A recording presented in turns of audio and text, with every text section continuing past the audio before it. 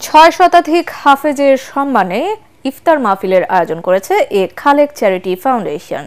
এ সময় প্রত্যেক হাফেজকে জুব্বার কাপড় ও পাগড়ি প্রদান করা হয়। রাজধানীর মিরপুরের একটি কনভেনশন সেন্টারে আয়োজিত ইফতার অনুষ্ঠানে ফাউন্ডেশনের চেয়ারম্যান আব্দুল খালেক দেশের বিত্তবানদের এ ধরনের সমাজ উন্নয়নমূলক কর্মকাণ্ডে এগিয়ে আসার আহ্বান জানান।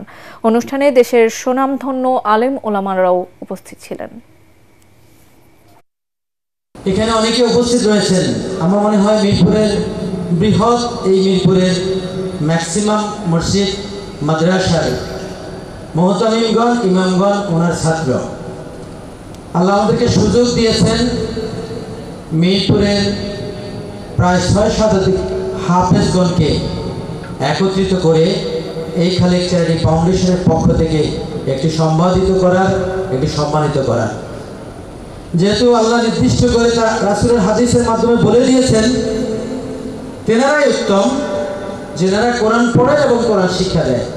তো আমরা কেন সেই সুযোগটা নেব না যে উত্তম মানুষগুলোকে সম্মানিত করে আমরা একটু নিজেরা উত্তমের দায়িত্বটা নিই। তাই আজকে আপনাদের এই আয়োজন। সম্মানিত অতিথিগণ, আমরা আমাদের প্রধান অতিথির কাছ থেকে দোয়া নেব।